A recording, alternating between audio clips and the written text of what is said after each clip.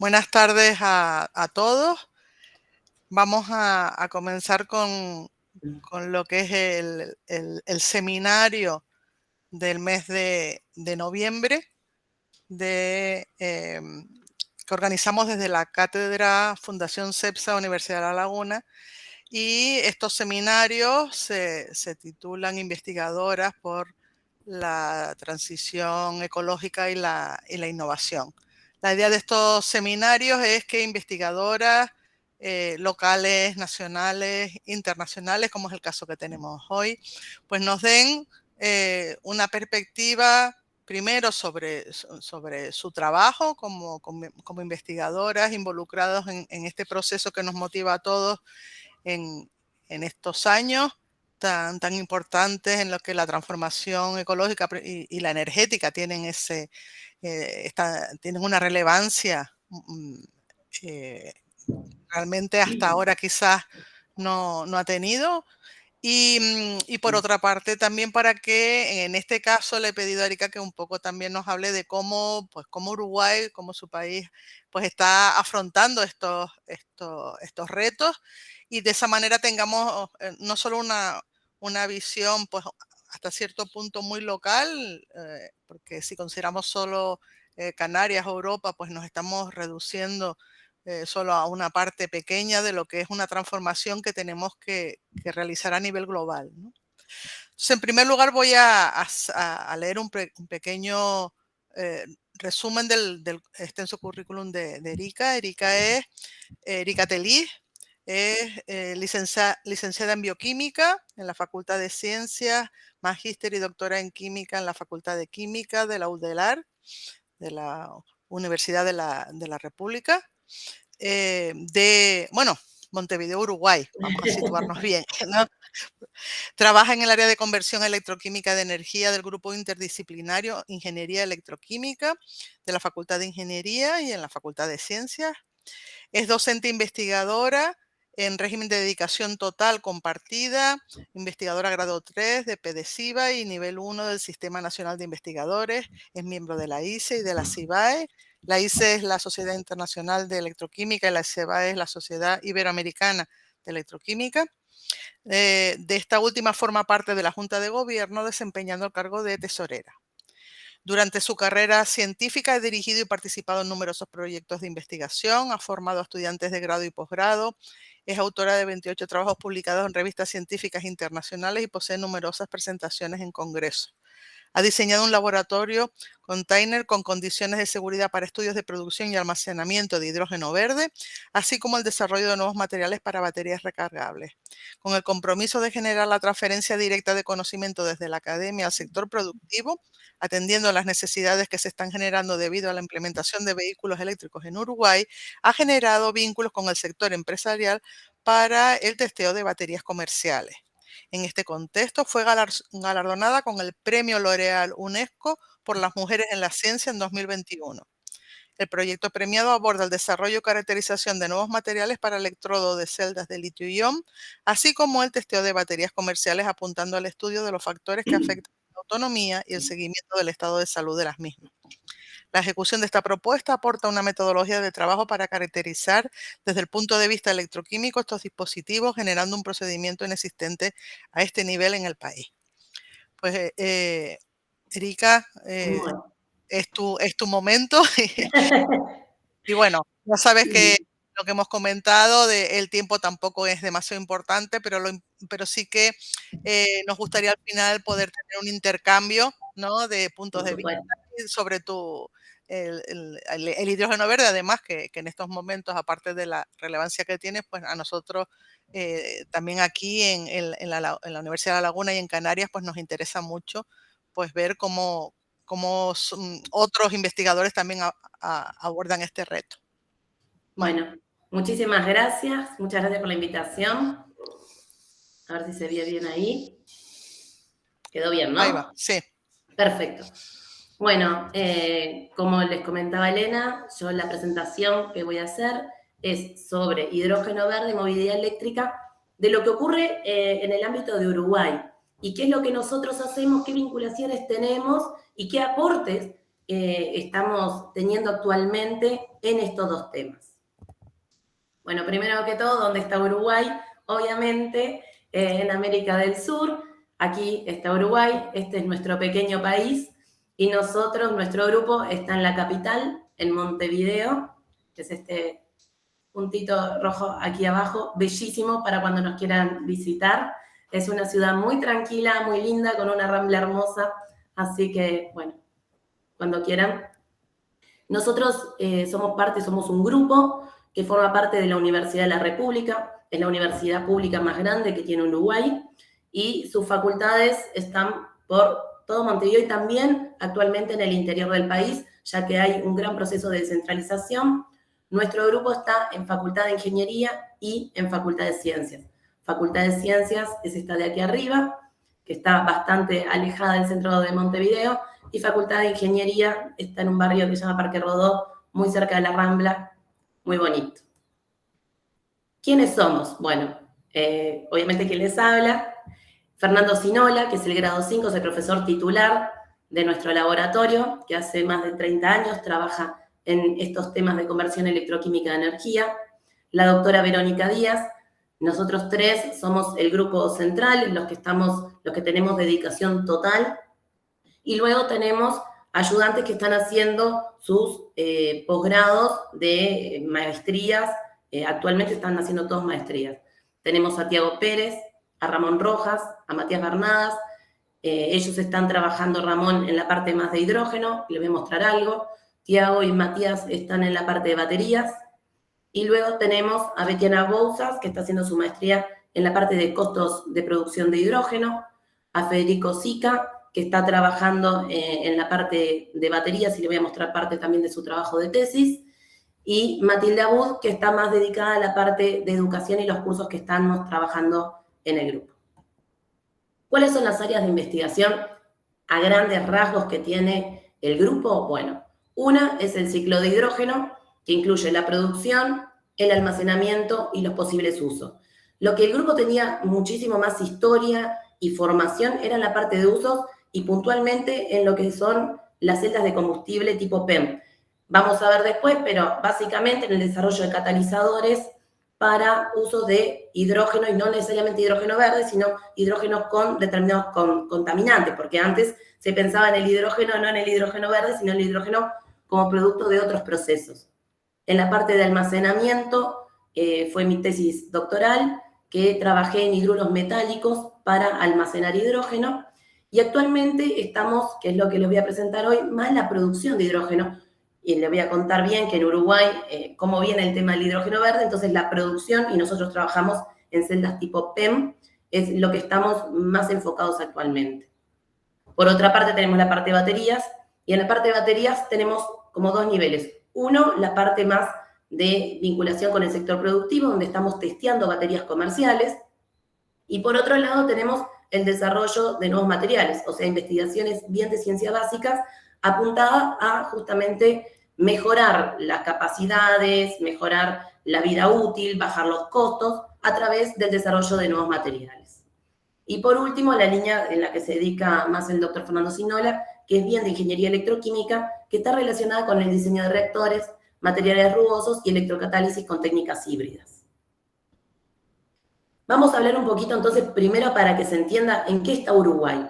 Uruguay, igual que pasa con España, igual que pasa con todos los países que firmaron el Acuerdo de París, busca bajar las emisiones de gases de efecto invernadero. Entonces hay un compromiso, una estrategia climática a largo plazo. Les puse en la presentación, por si les interesa, está todo el documento donde está explicado paso a paso cuáles son las estrategias que va a seguir Uruguay de acá a 2050. Pero básicamente lo que se comprometen todos en el Acuerdo de París es empezar a observar y a registrar las trayectorias de estas emisiones de gases de efecto invernadero. Entonces pretendemos disminuir los gases, la emisión de gases de efecto invernadero, pero también registrar ese descenso. Entonces, básicamente lo que presenta el documento a 2050 son dos escenarios. Un escenario es el tendencial, o sea, si todo sigue como viene, sin cambiar tecnologías, bueno, esto es lo que se espera. Acá tenemos una gráfica de lo que sería el escenario tendencial, donde tendríamos energía solar fotovoltaica, eólica, seguiríamos teniendo turbinas y ciclo combinado. Obviamente las turbinas y el ciclo combinado, que es esta parte de aquí abajo, serían bastante pequeñas en relación a la generación eólica y solar. Y esto, acá abajo, aunque está chiquitito, lo que se ven son los años de 2021, que es cuando se presentó la estrategia climática de largo plazo, hasta 2050. Esto entonces sería el escenario tendencial. Si todo sigue como vienen las políticas en Uruguay, habría un gran despegue, se espera, a partir de 2023, 2025, llegando a su máximo a 2050. Por otra parte, el escenario aspiracional, que es a donde se aspira a llegar con cambios de tecnología importantes, y acá entra el hidrógeno verde, por ejemplo, es que ya las turbinas eólicas y el ciclo combinado no exista y solo tengamos generación de energía a partir de energía eólica y solar fotovoltaica, como aparece en esta gráfica de aquí. La eólica sería muy importante y parte de ese escenario de crecimiento de la eólica hay una de las propuestas que es hacer eólica offshore, o sea, no solo en territorio, sino en la plataforma marítima. Entonces ahí tendríamos la posibilidad de generar más energía eólica de la que tenemos actualmente. ¿Cuáles son los sectores donde Uruguay piensa apuntalar? Bueno, el sector residencial para lo que es la emisión de gas de efecto invernadero. El sector residencial, el comercial, la industria, el consumo propio de la refinería, y esto no es menor. Uruguay pretende a 2050 dejar de refinar crudo directamente, bajar las emisiones en esto, y lo que tiene que ver con el transporte es muy importante, porque Uruguay plantea 2035 ya que todos los vehículos de pasajeros que se vayan renovando sean todos cero emisiones. Y de a poco también los de carga, o sea, todos los vehículos terrestres vayan llegando a cero emisiones, para que en 2050 podamos tener un escenario de cero emisiones en lo que es transporte. Es de nuestro lado, y de lo que pensamos, es bastante difícil, digamos, el escenario, es muy ambicioso, pero bueno, son las proyecciones que tiene nuestro país. Acá podemos ver un poquito más claramente cuáles son las emisiones actuales. Este es el histórico. Ay, perdón. Acá. Este es el histórico, ¿sí? El que está aquí en claro, hasta 2020, están han sido las emisiones de nuestro país. Y luego los dos escenarios que le mencionaba, el tendencial y el aspiracional, donde bajaría muchísimo más las emisiones de gases de efecto invernadero. Y acá está la distribución, cómo bajarían esas emisiones en cada uno de los sectores.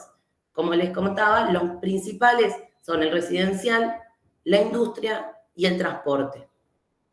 Pero algo que me parece que es importante dejar en claro es que este compromiso que tiene Uruguay no está relacionado con el cambio climático a nivel mundial, porque en realidad Uruguay, las emisiones de gases de efecto invernadero, no solo porque somos un país muy pequeño, sino que además tenemos una matriz energética que llega al 97% de energías renovables. Entonces, el aporte, digamos, al mundo de emisiones de gases de efecto invernadero representa el 0,04% de lo que son las emisiones globales. O sea, Uruguay no aporta en gran medida a lo que son las emisiones de gases de efecto invernadero. Sin embargo, es una política de Uruguay que viene desde la primera transición energética en 2008, que es justamente hacer de las energías renovables gran parte de nuestra matriz y de lo que son los sectores que generan gases de efecto invernadero, como son el agrícola, toda la parte de la industria de alimentos y obviamente el transporte, bajar las emisiones. Y aquí viene, en este escenario, el hidrógeno verde, como pasa en todo el mundo, pero en Uruguay, pasa a ser un actor más que importante. El hidrógeno verde sería el hidrógeno que yo voy a producir a partir de la electrólisis del agua, o sea, de la ruptura de la molécula de agua, cuando yo le doy energía en un dispositivo que es un dispositivo electroquímico que se llama electrolizador. Entonces yo uso energía proveniente de fuentes renovables, lo que obtengo es hidrógeno que le llamamos hidrógeno verde. Ese hidrógeno verde pasa a ser un vector energético, porque las energías renovables lo que van a hacer es generar esa energía y no toda la voy a usar en ese momento. Hay intermitancias, vamos a ver un poquito después esto, pero lo importante es que la energía no siempre va a estar disponible y acompasado con la demanda. Por lo tanto, lo que yo puedo hacer es ese exceso de energía, volcarlo a la producción de hidrógeno verde y ese hidrógeno almacenarlo. Y luego tiene varios tipos de usos. Puede ser directamente lo que se llama power to power, o sea, generar nuevamente energía en una celda de combustible para el transporte. Puedo generar combustibles sintéticos para la industria química, para la refinería, para la industria del acero, entonces, para fertilizantes. Entonces, de esa manera vamos logrando descarbonizar esos sectores que hablábamos hoy, la industria y el transporte, por ejemplo, claros, que son claros sectores que emiten muchos gases de efecto invernadero. Entonces, a ver, lo voy a mostrar acá. Esto es un videito que armamos para contarles un poquito brevemente lo que es el ciclo de hidrógeno. Hoy en día, las energías renovables están produciendo energía en forma segura, sostenible y no contaminante, contribuyendo a mitigar los efectos del cambio climático. Sin embargo, presentan la desventaja de ser intermitentes, lo que significa que no están disponibles de manera continua. Por ello es necesario disponer de sistemas de almacenamiento de energía renovables fiables. En este sentido, el hidrógeno se posiciona como vector energético fundamental en la transición energética hacia la descarbonización. El hidrógeno pasa a ser entonces un portador de energía, posibilitando almacenar energía para luego utilizarla. El hidrógeno es un elemento abundante en la Tierra, pero se encuentra combinado con otros elementos y para obtenerlo como hidrógeno gas es necesario consumir energía. Actualmente se produce hidrógeno a partir de gas natural, petróleo y carbón. No obstante, en estos procesos se genera dióxido de carbono. Según la forma de producirlo, podemos hablar de hidrógeno negro, gris, marrón, azul y verde. Además, el color es un indicativo del dióxido de carbono que se libera en el proceso de obtención. El hidrógeno puede producirse a través de un proceso electroquímico denominado electrólisis, que consiste en separar el hidrógeno y el oxígeno del agua utilizando energía eléctrica. Si esta electricidad proviene de fuentes renovables, se denomina hidrógeno verde.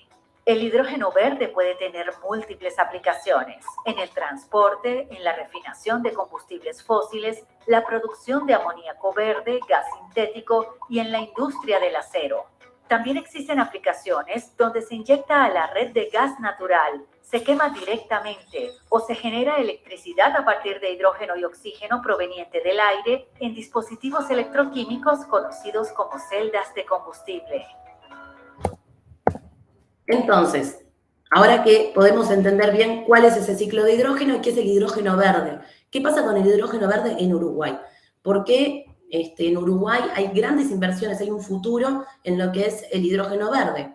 Pues bueno, se hicieron varios análisis y se presentó hace muy poco lo que se llama la hoja de ruta que está siguiendo este gobierno, que lo que plantea básicamente es: hay un potencial muy importante en la complementariedad de energías renovables. Ya la matriz energética en Uruguay presenta un 97% de energías renovables.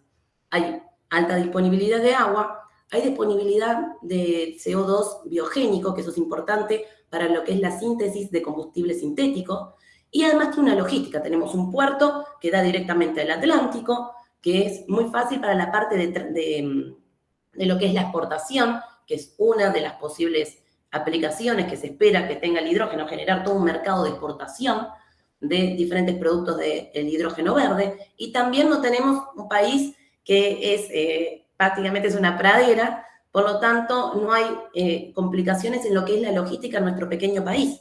Tenemos buenas rutas y se espera justamente mejorar estos puntos, pero básicamente Uruguay pasa a ser un mercado posible para la producción de hidrógeno verde por este contexto. Además, el costo nivelizado de la energía, acá está, fue un estudio que hizo McKinsey para el Uruguay, financiado por el BID, donde justamente lo que hace es proyectar el costo de la energía nivelizado de la energía eólica, la solar, y acá aparece lo que le decía offshore, porque en Uruguay aún no existe, pero se plantea con seriedad. De hecho, hay una de las empresas públicas que está haciendo el estudio, que es justamente la petroquímica, que está haciendo estudios de eólica offshore. Y esto es lo que le comentaba de la complementariedad. Vemos claramente la solar y la eólica y cómo son complementarias. Y esta complementariedad hace que el costo de producción de hidrógeno en Uruguay baje el 27% de su valor, si tuviéramos solo una de las energías. Entonces, esa complementariedad hace de Uruguay un lugar, un mercado para la producción de hidrógeno verde. Bueno, obviamente, no voy a comentarles todo, pero obviamente se plantean diferentes fases que empiezan actualmente con los primeros llamados. Hay llamados a lo que son las plantas pilotos. Nosotros estamos trabajando con una empresa porque los estudios que se hicieron son todos estudios hechos por McKinsey, traídos hacia nuestro país. Nosotros estamos trabajando en colaboración con un grupo de Catamarca y de Córdoba en Argentina, justamente haciendo cálculos de lo que serían los costos de producción según nuestros cálculos y no según los cálculos de esta agencia McKinsey, que no sabemos de dónde sacaron básicamente sus datos, se los dio el ministerio, pero no son informes que sean públicos.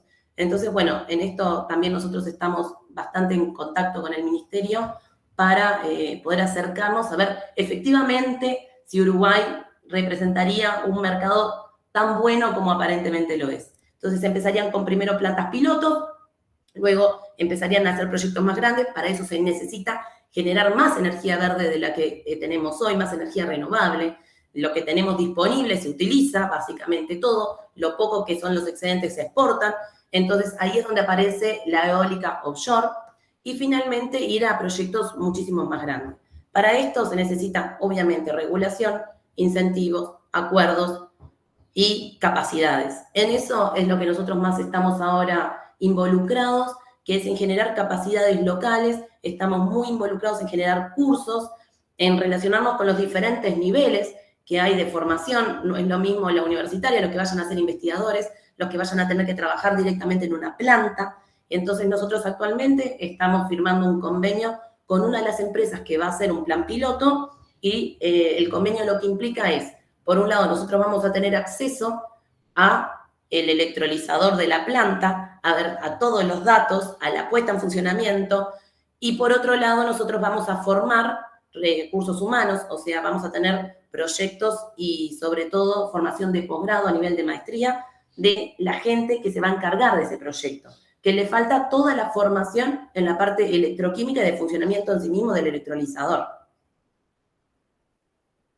Uno de los proyectos que les quería mencionar, que aparentemente se va a poner en Uruguay, es uno de los proyectos más grandes que va a haber en el mundo.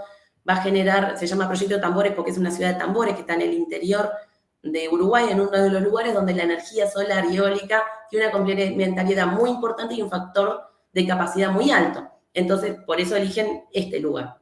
Ahí van a poner un parque eólico con 33 molinos, un parque solar que va a generar entre 150 y 300 megawatts, o sea que van a generar el mismo proyecto va a generar su propia energía.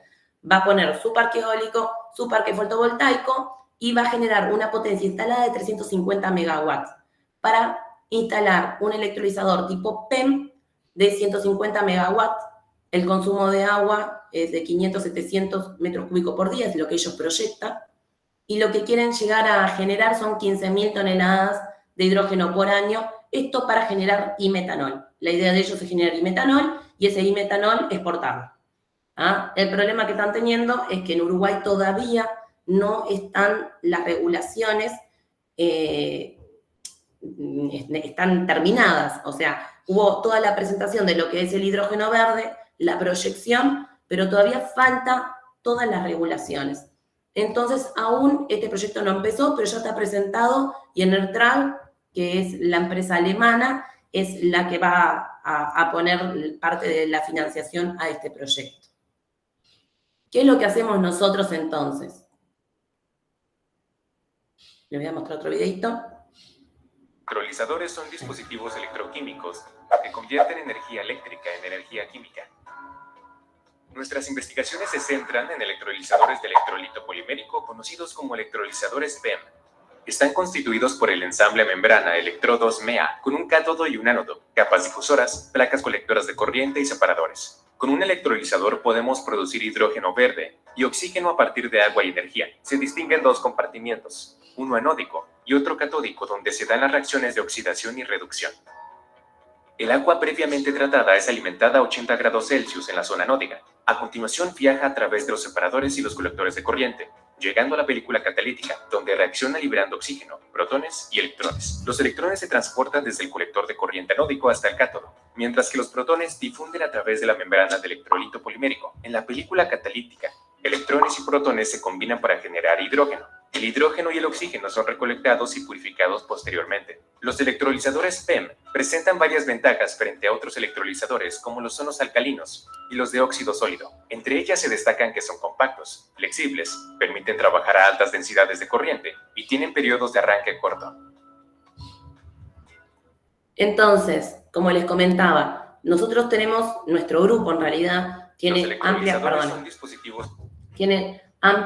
experiencia en lo que son las celdas de combustible, pero dado esta hoja de ruta que se está presentando, dado que hay una importante inversión en lo que es la parte en el sector productivo de empezar a producir hidrógeno en Uruguay, desde plantas pilotos a, como les mostré recién, proyectos más grandes, nosotros apuntamos ahora nuestras investigaciones a los electrolizadores y puntualmente los electrolizadores PEM, porque nosotros teníamos conocimiento en celdas de combustible tipo PEM. Entonces, dado que la tecnología es similar, empezamos en los electrolizadores PEM, que además van a ser los que se traigan en Uruguay. Entonces, es donde estamos apuntando. Tenemos básicamente, para resumir, toda la parte de estudio económico de producción de hidrógeno y, por otra parte, la parte de electrolizadores PEM. Acá le voy a mostrar una de las tesis, que es la de Ramón Rojas, que les mostré. Él está haciendo su maestría en Ingeniería de la Energía. Entonces, montamos un electrolizador de una sola celda, los electrolizadores son stack, esta sería solo una celda, y nosotros lo que queremos evaluar son diferentes parámetros claves de funcionamiento. Entonces, lo primero que hicimos, obviamente, fue hacer toda el layout, ¿sí? Hacer toda la puesta en funcionamiento, lo que implica tener bomba de agua, control de temperatura. Inicialmente parecía mucho más sencillo, pero no fue así. Logramos, entonces, armar el electrolizador, y entonces actualmente lo que estamos haciendo es compramos diferentes MEAs que son comerciales, ¿sí? Con diferentes tipos de nafion, con diferente tipo de catalizador y con diferente carga del electrolizador, ¿sí? Entonces, en esta gráfica de aquí lo que podemos ver son curvas de polarización de una misma MEA, o sea, un mismo catalizador con una misma carga, con un mismo nafion, a diferentes temperaturas. Y obviamente lo que estamos viendo es cómo baja el potencial que yo debo aplicar para obtener la misma intensidad. La intensidad está relacionada a la velocidad del proceso, o sea, la producción de hidrógeno verde. Nosotros podemos relacionar la intensidad con la producción de hidrógeno. A mayores temperaturas, lo que obtengo es una disminución de la energía que yo tengo que gastar para que la reacción se dé. Entonces, esto se hace con una MEA y luego se van cambiando las MEAs y se evalúan las mismas condiciones, ¿sí? Para cada una de ellas, para observar varios temas. Uno, obviamente, es la energía que uno gasta y cuánto uno obtiene. Esa relación es la más simple, más importante, digamos, a nivel inicial. Pero también hay otros factores que importan. No es lo mismo si el tiempo de arranque, o sea, cuánto tiempo se va a llevar, llegar a punto, o sea, a activar esa MEA. Otra cosa que es importante son la cantidad de ciclos que tiene, porque obviamente hay una degradación del material. Y depende del tipo de uso, si yo lo voy a tener prendido todo el tiempo, si quiero usos más puntuales, las corrientes en las que voy a trabajar, cuál va a ser la producción. Dependiendo de eso, a veces hay algunos catalizadores, algunos nafion que me sirven más y otros depende muchísimo del uso. Entonces nosotros tenemos que encontrar los parámetros claves para elegir cuál es el mejor catalizador y cuál es el mejor nafion según el uso. Eso es algo que nosotros estamos haciendo actualmente. Yo acá arriba les puse otra de las curvas para que se vea bien la diferencia. En este caso, el nafion, si bien es diferente, uno 115 y el otro 117, para las primeras curvas no tendría que haber tanta diferencia. Y la diferencia que estamos observando en estas curvas de polarización, básicamente están dadas por el tipo de catalizador que tienen en el cátodo. Eso es lo central. Y es lo que estamos observando en estas curvas, donde vemos claramente en la curva en azul que voy a tener que aplicar muchísima más energía para obtener la misma cantidad de producción de hidrógeno que con la curva naranjita. ¿Por qué estamos haciendo esto ahora? Porque como les comentaba, como estamos teniendo un convenio con una empresa que va a montar un electrolizador, nosotros al electrolizador no le vamos a poder elegir en una primera instancia qué tipo de media va a tener, qué tipo de catalizador va a tener. Lo que nosotros vamos a observar son los parámetros de funcionamiento. Y nosotros tenemos que tener muy en claro cuáles son los parámetros más importantes que hay que ir a buscar para después, cuando se empiecen a presentar los problemas, poder resolverlos y dar respuesta. Por otro lado, estamos trabajando en baterías directamente en lo que es movilidad eléctrica urbana, ¿sí? Uruguay tiene desde el 2014 más o menos un plan, políticas públicas muy claras para lo que es el incentivo a la movilidad eléctrica. Obviamente para esto, perdonen, hay parte de política pública, hay incentivos económicos, la normativa está muy clara, se está siempre mejorando, pero hay una normativa clara, hay apoyos no totales, pero hay apoyos importantes en lo que es la formación técnico-profesional. Entonces esto ha crecido y ahora con el tema del hidrógeno verde va a dar un impulso mayor, esperemos nosotros. En Uruguay, como les comentaba, como la matriz energética es 97% renovable, el sector transporte tiene un peso mucho más grande en lo que son las emisiones de gas de efecto invernadero. En Uruguay casi el 60% de todas las emisiones de gas de efecto invernadero están asociadas, sobre todo las de dióxido de carbono, están asociadas al sector transporte. Entonces es aquí que es muy importante invertir en esto. Este es un ejemplo de política pública que hay en Uruguay actual, que es incentivar a que la gente compre y sobre todo las intendencias, los gobiernos departamentales, ¿sí?, compren motos y triciclos que sean eléctricos, que sean totalmente eléctricos, ¿sí? Entonces se hacen un montón de subsidios y de facilidades para generar esta transformación del sector transporte. Por otro lado, que algo que es muy importante, lo que es movilidad eléctrica, es la red de carga. Porque si bien uno puede de repente cargar en la casa, el tema de la movilidad eléctrica, la red de carga es más que importante. Entonces, ¿qué pasa? En Uruguay, como ven acá en el mapa, hay muchos puntos de carga, pero en realidad, si uno va a recorrer el Uruguay, son pocos. No todos son de carga rápida, la mayoría son de carga lenta. Ahora hay una política que va más asociada a cargadores que sean de carga rápida, o sea, que sean de continua, y además otra política que es muy importante, que es que los privados también empiecen a instalar, que sea parte de que pueda llegar a ser un negocio la red de carga para que de esa manera aumente enormemente. A partir de eso también hay políticas públicas en Uruguay, toda la parte de generación de energía eléctrica es pública, entonces el mismo Estado decide, el mismo gobierno, bajar los costos cuando se trata de cargadores. Entonces, en el caso para los vehículos eléctricos, los cargadores tienen este precio, está en pesos uruguayos, calculen que 45 pesos uruguayos es €1, ¿sí? Y depende de la hora que vos cargues el costo que tiene. Por lo que podemos ver claramente que en el valle, que es en la noche, el costo de carga de tu vehículo eléctrico es muy bajo.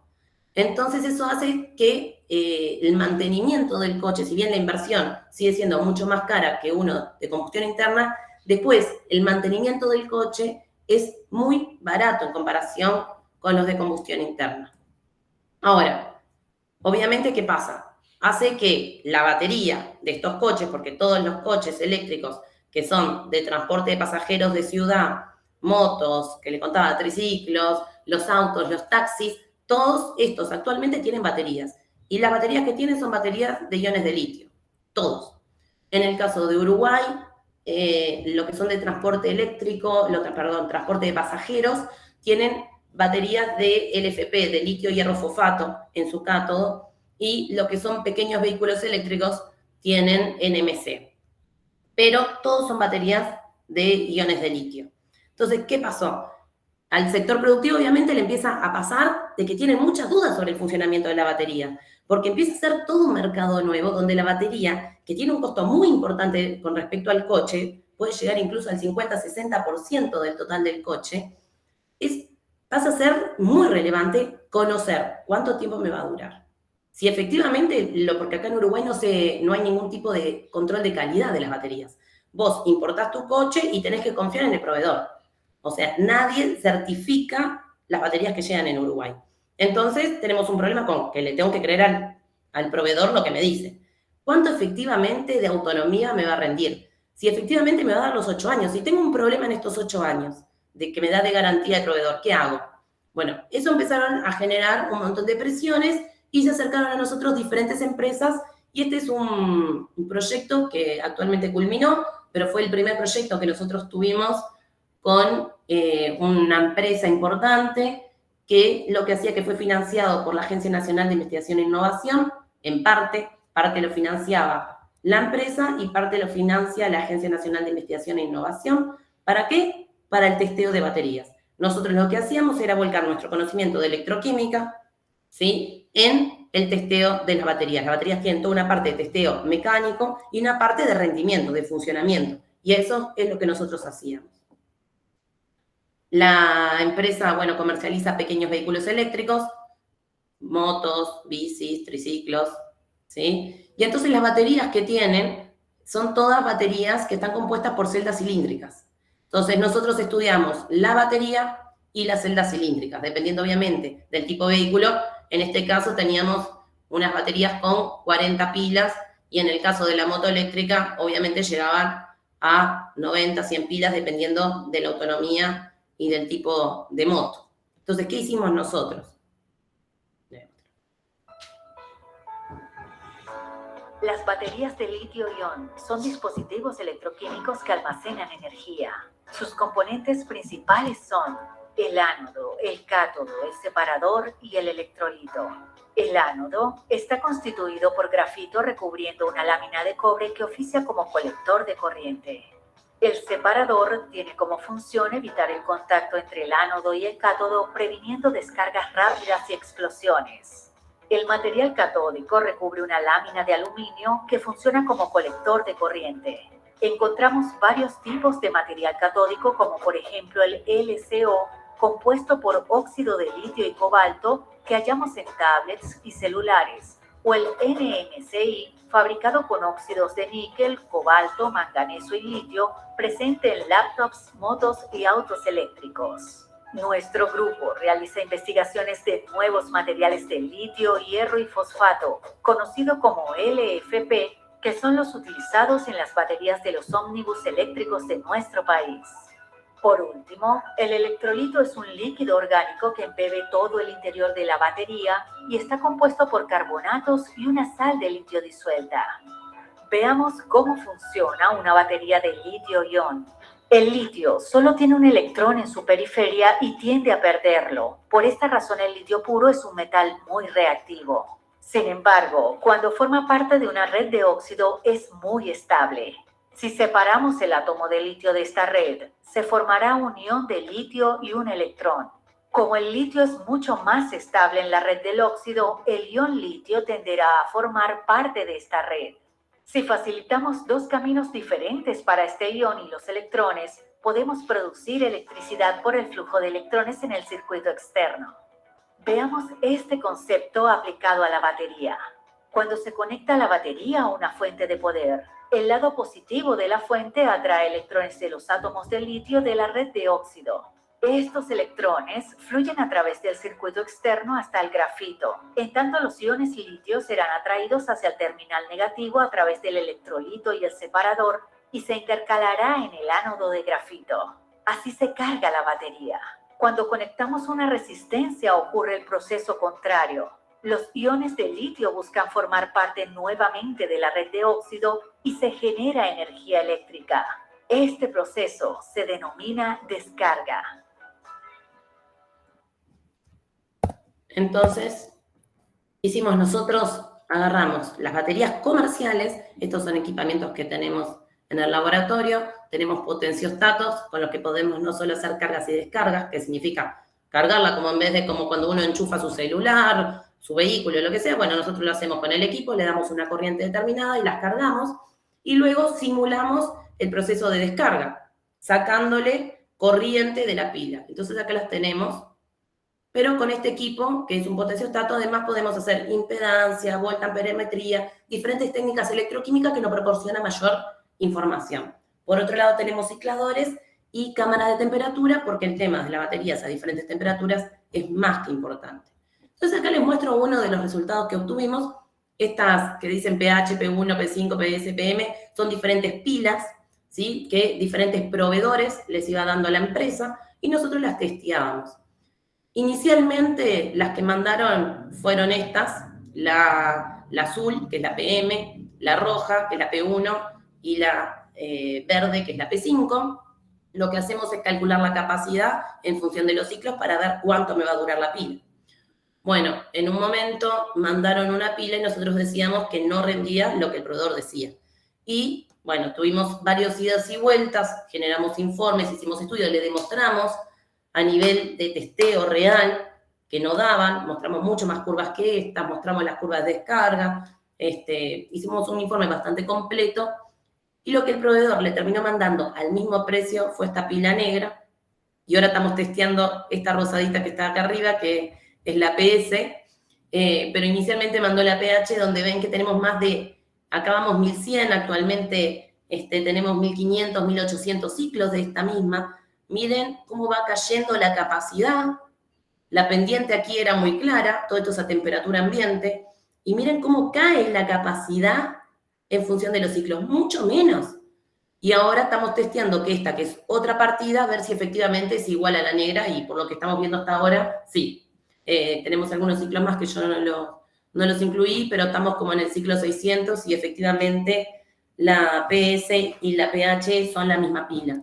Pero ¿qué pasa? Nosotros en la parte comercial uno no sabe qué es exactamente lo que tiene adentro. Entonces puede ser que sea NMC, puede ser que tenga el mismo cátodo, pero pequeñas variaciones hacen que tengan efectos muy grandes en lo que es la capacidad y sobre todo también a diferentes temperaturas. Entonces, eso es lo que nosotros estamos haciendo con esta empresa, con la que seguimos trabajando aunque terminó el proyecto. Este es un ejemplo de estudios a diferentes temperaturas, que es lo que les mencionaba. Nosotros trabajamos con dos corrientes de carga diferentes, 1,3 de descarga, perdón, 1,3 y 3, y trabajamos a 3 temperaturas representativas, 10 grados, 25 y 45. Vemos claramente que las baterías de litio, y sobre todo las NMC, a baja temperatura rinden muy mal, y eso es muy importante porque en Uruguay, si bien es un país templado, 10 grados es una temperatura, en invierno llegamos a 0 grados. Vuelvo a decir, como si bien es templado y es un buen mercado para las baterías de iones de litio, el invierno y las noches frías llegan rápidamente a 10 grados. Y acá vemos la diferencia de rendimiento entre 10 y una a temperatura ambiente. Es increíble la diferencia de cómo se van degradando, o sea, se degrada mucho más rápido. Estos son ciclos. Quiere decir que yo, si tuviera todo el día 10 grados, degradaría mi batería a esta velocidad, no llegaría a 50 ciclos. Porque además es importante mencionar que las baterías de litio-ion rinden en el coche hasta el 75% más o menos de su capacidad nominal. Entonces, eso hace que si empezamos más o menos en 2,5, ya cuando está cerca de 2, ya en el coche no me sirve más. Entonces tendríamos que trazar una curva acá y la cantidad de ciclos serían 20, 25 ciclos, lo cual es una locura, obviamente. Lo otro que empezamos a estudiar actualmente son diferentes tipos de carga. Nosotros hasta ahora veníamos trabajando con corriente continua, pero hay un tipo de carga que es el más utilizado actualmente, que se llama CCCD, que es corriente continua y después potencial continuo. Entonces, carga hasta un determinado potencial, hasta un determinado potencial a corriente continua, y luego lo que hace es cargar a potencial continuo y baja hasta que la corriente tienda a cero. De esa manera lo que hacemos es cuidar la batería, porque cuanto menores lleguemos a los límites de potencial, logramos cuidar más nuestra batería, que nuestra batería rinda más cantidad de ciclo. Y eso básicamente es lo que observamos acá. Si nosotros trabajamos a las mismas intensidades de corriente de carga, pero cortamos a potenciales anteriores y a su vez lo dejamos caer casi a cero, logramos cargar la batería. En este caso tuvimos algunos problemas, no llegamos al 100% de carga, pero esas son cosas que estamos modificando ahora, pero lo que logramos hacer es cargar la batería y que se degrade a una velocidad más lenta de cuando la cargamos CC. Esto hizo el punto de partida de nuestro próximo proyecto, que son estudios de modo de degradación, es con la empresa Codeleste y con la empresa EFISA, que lo que hace Codeleste tiene actualmente 7 coches de transporte de pasajero urbano eléctricos, y EFISA es la empresa que se encarga de los cargadores de estos ómnibus. Entonces, la idea es juntar el conocimiento de la gente que trabaja en los cargadores y la gestión de esos cargadores, poder obtener los datos y nosotros lograr cuáles son los indicadores del estado de salud para ver cómo podemos mejorar y alargar la vida útil de las baterías. Básicamente, se lo voy a decir muy rápido porque se me va el tiempo, pero el envejecimiento de la batería es esa caída de potencial, esa caída, perdón, de capacidad que tienen con el tiempo las baterías, y eso se da básicamente por procesos irreversibles, que uno de esos, un ejemplo, es el aumento de la resistencia. Van aumentando diferentes resistencias, entonces yo cada vez obtengo menos energía de la batería. Lo que estoy viendo entonces es una pérdida de capacidad con el número de ciclos. ¿Cuándo ocurre esto? Todo el tiempo. Cuando están en reposo, cuando la estoy descargando y durante la carga. Cuando está en reposo podemos hacer el estudio de lo que se llama justamente la degradación durante el reposo, ¿sí? El calendar aging, pero lo que sí nosotros podemos modificar, sobre todo, es durante la carga. Porque en lo que tiene que ver con el transporte, durante la descarga, nosotros podemos ver cuáles son algunos parámetros claves e intentar que los conductores tomen mejores decisiones a la hora del manejo. Pero no vamos a poder modificar muchísimo las rutas, las velocidades, porque esas son necesidades del transporte. Ahora, la carga sí la podemos modificar. Entonces, la carga es un lugar clave para poder modificarlo, encontrar cuáles son los parámetros claves y poder estudiar la degradación y poder incidir en ese lugar donde nosotros podemos tener la gestión total. Esto es lo que le comentaba, que son los mecanismos de degradación, el calendar aging y el cycling aging. El cycling aging es la utilización. Esto simplemente a modo de que quede claro que estos modos de degradación, que los podremos juntar, digamos, en 3 grandes grupos, que sería la pérdida de inventario de litio, o sea, la cantidad de litio que yo tengo disponible, va bajando, la pérdida de material activo, el material activo se va degradando y entonces cada vez tengo menos material activo, por lo tanto tengo menos capacidad y menos potencia, ¿sí? Y el aumento de las resistencias óhmicas. Entonces yo aumento resistencia, pierdo material, pierdo concentración de litio, lo que me pasa como efecto es la pérdida de capacidad y de potencia. Ahora, estos que son los 3 grandes modos de degradación van a depender de un montón de reacciones que se están dando, que no queremos que se den, pero que se dan dentro de la celda, y que van a depender, vamos a decir, de 3 niveles. El nivel de diseño, que nosotros en el caso de las baterías comerciales no podemos incidir, en la producción, que tampoco podemos incidir, pero sí en la aplicación. Entonces, es ahí donde nosotros nos vamos a meter. Pero ¿cómo lo vamos a estudiar? Lo vamos a estudiar sabiendo y teniendo como grandes, importantes desarrollos en lo que es más ciencia básica. Nosotros armamos celdas en el laboratorio donde sí controlamos todo, donde controlamos el material, los espesores, todo controlamos. Y empezamos a estudiar a nivel de ciencia básica cuáles son los efectos más relacionados con los termodinámicos y cuáles son los efectos más relacionados con los cinéticos. Y de esa manera entender cuáles son estos mecanismos de degradación, cuáles pesan más y los que nosotros vamos a poder controlarlos, pero los otros poder conocer cuál es su incidencia. Todo esto a través de ¿qué? De técnicas electroquímicas que me hagan relacionar los sucesos y los mecanismos que ocurren dentro de la batería con el efecto que es la pérdida de capacidad y de potencia. Entonces, hacemos un montón, hacemos ensayos de capacidad, estudiamos circuito abierto, hacemos diferentes técnicas como son GITT, MF, impedancia. Tenemos un montón de técnicas electroquímicas para justamente poder separar estos efectos, los efectos termodinámicos de los cinéticos, entender lo que está pasando y de esa manera poder incidir luego en la parte de las baterías comerciales. Ay, perdonen que son los vecinos que, perdón, me ponen la música de fondo. Bueno, entonces esto se lo voy a pasar rápidamente, que son los ensayos que nosotros hacemos en el laboratorio para justamente estudiar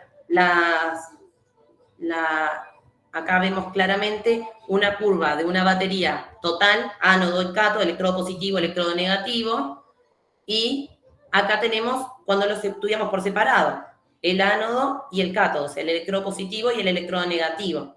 Entonces, si nosotros hacemos eso en el laboratorio, podemos ver la respuesta de lo que esperaríamos de la batería completa. Y de esa manera después, cuando nosotros tenemos las baterías comerciales donde no sabemos nada ni de su historia ni del material, asociar el tipo de envejecimiento con algunos indicadores. Bueno, acá les muestro rápidamente diferentes técnicas que hemos hecho en el laboratorio. Todo para llegar a lo que es justamente estos indicadores de salud. Lo que a nosotros nos importa en el fondo son los indicadores de salud. Poder medir todas estas técnicas que yo les estoy mostrando acá muy rápidamente, que si después les interesa les paso más información, son técnicas que llevan muchísimo tiempo. El problema de esto son los tiempos, ¿sí? Los tiempos de investigación de cada una de las pilas a cada una de las temperaturas no lleva más de 2 o 3 meses. Entonces, cuando uno tiene una batería comercial, no puede estar 3 meses, 4, para poder dar respuesta al estado de salud de la batería. Entonces, nosotros lo que hacemos es armar baterías en el laboratorio y poder ver cómo inciden los diferentes indicadores. Nos tomamos el tiempo del mundo y a lo que queremos llegar es a encontrar qué indicador en tiempo real podemos determinar y relacionarlo con el estado de salud de las baterías. Estos es otro tipo de estudios que son muy interesantes, que son los de capacidad incremental y diferencial de potencial. Nuevamente lo mismo. Uno hace el estudio del ánodo, del cátodo, o sea, del electrodo positivo, del electrodo negativo, y luego de la celda. Entonces, vemos que hay algunos, como es en el caso del diferencial de potencial, donde el total, que es el negro, ¿sí?, es exactamente la suma de respuestas del electrodo positivo, que es el azul, y del negativo, que es el rojo. Entonces yo puedo asociar cuando veo y mido la de mi pila a qué es lo que está pesando más, si el electrodo positivo o el electrodo negativo. No así con la capacidad incremental. Con la capacidad incremental la respuesta total de mi celda no está relacionada con la suma de mis 2 electrodos. Sin embargo, a medida que se va envejeciendo mi batería, que se va degradando, la respuesta de estos picos sí cambia. Entonces nosotros lo que estamos haciendo es estudiar cómo cambia esa respuesta para después no tener que hacer todo este estudio y decir, bueno, vamos a hacer el seguimiento del pico 1 para ver cómo cambia y yo ya sé que si está en tal lugar, en tal potencial, se va degradando de esta manera la batería. Este es un esquema de un trabajo que está muy interesante justamente sobre la capacidad incremental y cómo yo puedo determinar qué modo de degradación está pesando más según cómo se van modificando los picos de esta capacidad incremental durante los ciclos.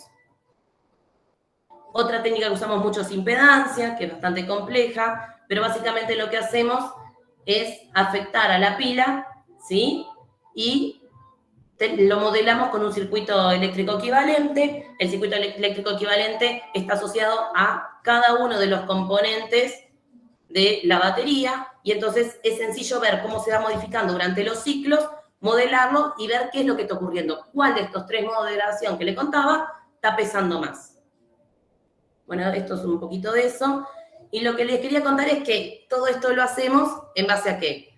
A estudios. Esto es justamente capacidad incremental a diferentes temperaturas y velocidad, que no me va a dar para comentarles, que es el trabajo de uno de los tesistas, de Federico Sica. Pero todo esto nace ¿de qué? De conocimiento que nosotros tenemos porque armamos pilas. Nosotros armamos baterías pequeñas, generamos materiales nuevos, como le comentaba en el videíto. Nosotros trabajamos con litio hierro fosfato, entonces hacemos diferentes tipos de materiales y hacemos todos los estudios que tienen que ver con caracterización de materiales y electroquímico de esto. Y esto es lo que nos genera después poder transferirlos a ese conocimiento a la parte de las baterías comerciales. Nosotros tenemos una caja de guantes que adquirimos con mucha dificultad. Allí armamos las baterías. Estos son los equipamientos que nosotros tenemos, como les mostraba hoy, los potenciostatos para ciclarlas. Y lo que hacemos son curvas de carga y descarga. Y lo que podemos ver, ay, me disculpa la música, qué horror. Lo que podemos ver acá es claramente curvas de carga y descarga con diferentes, cuando nosotros hacíamos la pila, le poníamos diferente espesor, o sea, todo igual, pero el catalizador tenía diferentes espesores. Entonces, ¿cómo pesa el espesor, que sería la negra y la roja, en la capacidad de mi batería? Y después lo que hicimos fue sintetizar el mismo material, pero por diferentes caminos, y doparlo con cobalto. Nuevamente, 0,01% de dopado hizo un gran efecto. Se puede comparar cuando lo sintetizamos a 750 y la dopada, que sería la negra y la roja. Es todo igual, pero una está dopada con cobalto. Es litio hierro fosfato dopada con cobalto. Y la diferencia en el potencial y en la capacidad es enorme. Hacíamos estudios, obviamente, de HRD, que es cuando uno varía la velocidad de descarga, voltamperometría cíclicas. Todos estos son estudios 100% electroquímicos. Acá se puede ver lo que les decía, el litio hierro fosfato y el litio hierro fosfato dopado con cobalto, y la diferencia enorme de capacidad que tiene entre uno y el otro. Hicimos por Langley-Sepsic a partir de las voltamperometrías cíclicas, podemos sacar la constante de tiempo difusional y vemos nuevamente que la constante de tiempo difusional para la que está dopada es es casi un orden de diferencia, lo que implica que la difusión con ese pequeño dopado hace que la difusión del litio sea mucho más rápida, y es por eso probablemente que tiene un mejor desempeño. También hicimos impedancia, todo esto de las baterías armadas 100% por nosotros y con materiales sintetizados por nosotros. Entonces acá nuevamente, en realidad esta es una muestra de las dos que dieron la mayor diferencia, digamos, pero hicimos el estudio de todos a diferentes estados de carga y nuevamente observamos lo mismo. La C750, que es la dopada con cobalto, tiene constantes de tiempos asociadas a la difusión mucho mejores que las otras. En este caso sería la roja. Y una transferencia de carga también mejor. Por lo tanto, eso es lo que hace que el desempeño de este material sea mucho mejor en comparación con los otros. Lo malo es que es cobalto, pero es muy poquito igual lo que le agregamos de cobalto. Bueno, perdón que termine así medio rápido, pero muchas gracias, se me hacía muy largo. Y disculpen por la música de los vecinos. No te preocupes. Perdón, vieron que esto del home office es complicadísimo. Pero, además, no, son tremendos. Bueno, perdón que terminé medio rápido. La Rosalía, ¿no? Exacto. Perdón que terminé medio rápido, pero me había puesto el cronómetro y ya vi que me estaba yendo de hora. Pero le quería comentar un poco todas las líneas que estábamos haciendo en el laboratorio. De cómo nosotros hacemos desde los catalizadores para los electrolizadores, que en realidad los hacíamos inicialmente para celda de combustible, y lo que hacemos para baterías, y cómo, dada la coyuntura que hay actual en lo que es movilidad eléctrica, estamos intentando llevar eso a lo que nosotros no conocemos tanto, que es cuando vos ya no lo diseñaste, pero eventualmente la forma que vos tenés de evaluar, porque son todos dispositivos electroquímicos, la forma de evaluarlos son esas técnicas electroquímicas, solo que cuando se escalan, bueno, hay cosas que no podemos controlar con tanta facilidad, pero bueno, muchas gracias. Muchas gracias, Erika, por esta visión. Tenemos seguro entre las personas conectadas gente que no es electroquímica, por tanto tampoco hay que entrar mucho en lo que es los detalles, las técnicas, porque tampoco es cuestión sino de dar la visión global, que es un poco lo que te pedimos, ¿no? Pero, Erika, a mí lo que más me ha llamado la atención, de verdad, es que, Uruguay ha empezado antes que todas las quiero decir, la apuesta por todo ese cambio y el hidrógeno y demás es muy anterior, al boom que ha tenido en el resto del mundo, ¿no? Sin duda. Entonces, realmente me da envidia. Quiero decir, me da envidia. No, de verdad, porque yo creo que, por ejemplo, esa situación de que tienen ya el 98% de integración de renovables y demás, es una cuestión que me parece a mí que, por ejemplo, en Canarias podíamos haber tenido perfectamente. Quiero decir que es una cuestión que es política, obviamente, es una apuesta política, ¿no? Es una apuesta política. Yo creo que Uruguay, en la primera transición energética, tuvo a favor que todas las empresas de manejo de energía y de producción de energía son públicas. Entonces pudieron ir a pérdida en lo que fueron los primeros parques solares y eólicos, sobre todo la eólica, que fue como que hubo un gran impulso, y entonces eso hizo que hubiera mucha inversión también, porque quien aseguraba la pérdida era el Estado. Fueron todas políticas que hicieron que Uruguay hoy estuviera posicionado en este lugar, y fueron políticas públicas 100%.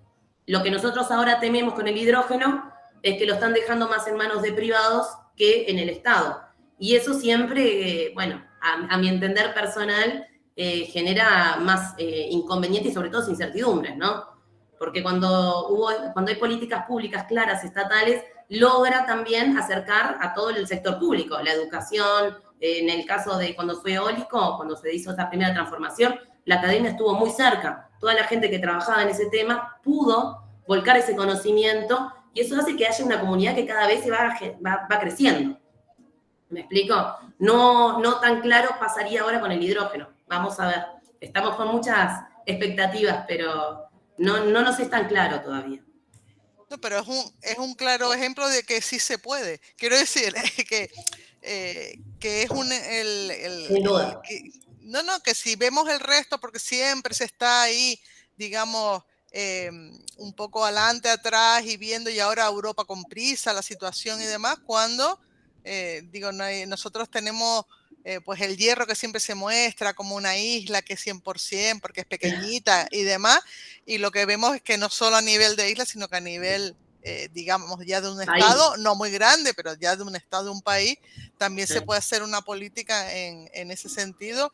Y realmente no sabía, o sea, no conocía, hombre, porque en los últimos años tampoco hemos tenido tanta relación de la apuesta tan enorme que habían hecho por la cuestión esta de la renovable, y ahora, obviamente, la integración del hidrógeno verde, ¿no? Total, y por eso quería hacer la presentación, me quedó media pesada, pero me quería quedar redonda porque me parece que es importante que se puede, y cuál es nuestro rol también, porque ya que se puede hacer esta instancia, me parece que cuál es nuestro rol en esto. Y bueno, nosotros estamos cada vez, si bien seguimos formando a la gente en recursos humanos en lo que es más electroquímica y bien ciencia básica, porque de algún lugar sale ese conocimiento está ahí, pero tratando de salir un poco del laboratorio y pudiendo volcar todo lo que nosotros hacemos a lo que se está viniendo, porque una de las cosas que nosotros nos tiene con mucha expectativa son estas plantas pilotos y que nosotros podamos acceder totalmente a todos los datos y a toda la puesta en marcha de un electrolizador industrial.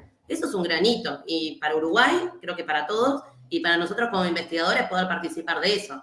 Es importantísimo. No sé si entre el público quieren hacerle alguna pregunta a Erika, no sé si hay alguien, a ver, que se anime, tenga alguna curiosidad sobre el tema.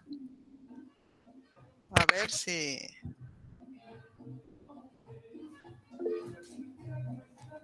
Hola, Raquel. Sí. Hola. Sí. ¿Qué Hola. tal? Buenas tardes, Erika. Bueno, felicitarte. La verdad es que ha sido interesante. Tienes una fluidez diciendo las cosas que se agradece, ¿no? Porque dices muy, muy bien puesto. Los vídeos esos que has puesto chiquititos están muy simples, muy didácticos. Felicidades. Y una curiosidad. Una de las cosas que decías era para el hidrógeno verde era el gasto de agua. Sí. Eso es un factor limitante, ¿no? Porque agua no hay en todos sitios. Vamos a ver. Bueno, una de las cosas que justamente decía la hoja de ruta Uruguay es justamente el fácil acceso a agua que tiene Uruguay, ¿no? Y los cálculos están hechos. Ustedes tienen mucha agua, ¿no? Claro, pero en sitios de secano, ¿eso qué problema contrae? O no sé. Sí, yo creo que todas las personas cuando escuchan el tema de hidrógeno verde rápidamente piensan en el agua dulce, porque además se puede usar agua salada, es una opción, pero hay un proceso que es el desalinizado que implicaría un costo extra y además también un efecto ambiental donde se va a volcar la salmuera. El tema del agua no es menor, creo yo, y a veces se toma como poco en cuenta. Yo no me dedico a eso, pero me parece que es algo en la parte de impactos ambientales que hay que tomar en cuenta, porque no es lo mismo si uno calcula la cantidad de agua que necesita para producir hidrógeno en lo que es el mercado local, lo que sería Uruguay, lo que podría ser para transporte de larga distancia, de transporte pesado, y otra cosa es que nosotros estemos pensando transformar toda nuestra matriz energética, toda nuestra producción a producir hidrógeno para exportar, porque ahí la cantidad de agua cambia. Entonces, hay un pequeño detalle ahí, que no es un detalle, que es el impacto ambiental. Yo creo que está muy asociado al uso final. Pues si nosotros tuviéramos un ciclo, vamos a decir, cerrado, donde producimos y luego lo utilizamos dentro de nuestro mismo país o nuestra misma región, no es lo mismo si nosotros nos transformamos en productores de hidrógeno verde y usamos todos nuestros recursos naturales en pos de esa exportación. Es ahí donde creo que está el tema. No es solo el agua, sino es que es la política que lleva a cabo eso. Esas son nuestras dudas, pero no hay respuestas. En el caso de Uruguay, eso no está claro, porque como la primera etapa son con plantas pilotos, el consumo de agua no es tan importante. El tema es hacia dónde vamos en 2050, qué pasa después, qué costo ambiental vamos a tener por ser productores de hidrógeno verde a nivel de exportación.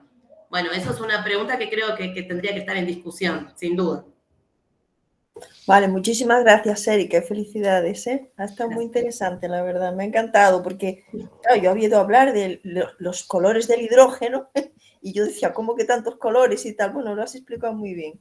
Vale. Es que esos videos tenemos un par más relacionados a otros temas que trabajamos nosotros en el laboratorio y los armamos en un proyecto de divulgación porque me parece que es importante que todos sepamos, o sea, los que nos dedicamos a la electroquímica nos interesa un montón los dispositivos, pero la gente en general tiene que poder por lo menos entender de qué se está hablando. Entonces me parece que, y gente que está formada también en diferentes temas, entender como que sea por arriba cuál es la importancia de esta parte, digamos, de la electroquímica. Vale, muchas gracias, Erika. Por favor. ¿Sí, alguna pregunta más? A ver, alguien que se anime. Porque yo creo que el ejemplo que nos está dando de Uruguay, a mí por lo menos sí que me ha resultado muy relevante, ¿no? De verdad, Erika, porque no conocía hasta qué punto, digamos, llevaban ustedes ese adelanto respecto al resto del mundo. ¿Alguna pregunta más? ¿No? Bueno, pues Erika, muchas gracias. Muchas gracias por participar en estos seminarios. Encantada de tenerte aquí, de verlos, a ti, a Fer, a todo el grupo. Y bueno, seguimos en contacto y seguro que retomamos la colaboración que yo llevo haciendo hace tiempo que no los veo por aquí. Sí, y mira no, pero es que recuerdo que íbamos a ir a Uruguay justo. En 2020. En 2020, un mes, o sea, por un mes no pudimos ir porque teníamos todo comprado y teníamos todo ya hecho. Y nosotros todo organizadísimo para esperarlo. Sí. Pero bueno, ya tendremos otra ocasión. Cuando nos recompongamos de todo eso, que fue bastante duro, ya tendremos otra ocasión. Bueno, pues muchísimas gracias y por la estupenda charla, por darnos esa visión, por demostrarnos que sí se puede, que yo creo que eso es algo muy relevante y bueno, a seguir adelante, ¿vale? Un beso, ¿vale? Un beso a todos. Chao. Hasta luego. Chao. Muchas gracias. Chao. Vamos a ver.